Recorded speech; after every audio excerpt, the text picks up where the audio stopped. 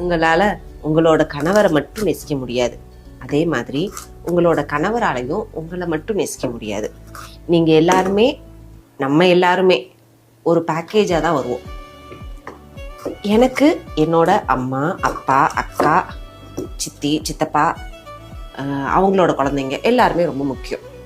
அதே மாதிரி என்னோட கணவருக்கும் அவங்களோட அம்மா, அப்பா, தம்பி, அவங்களோட ஃப்ரெண்ட்ஸ், நாய்க்குட்டி இதெல்லாம் ரொம்ப முக்கியம். எப்போ நாம் நமக்கு பிடிச்சவங்க மட்டும்தான் நம்ம வாழ்க்கையில் வரணும், ஆனால் அவங்களுக்கு பிடிச்சவங்க நம்ம வாழ்க்கையில் அவங்களுக்கு இடம் கிடையாது அப்படின்னு நினைக்கிறோமோ, அப்போ தான் நமக்கு பிடிச்சவங்களுக்கே நம்மளை பிடிக்காம போயிடும். இது ஒரு பெரிய சீக்ரெட், ஞாபகம் வச்சுக்கோங்க.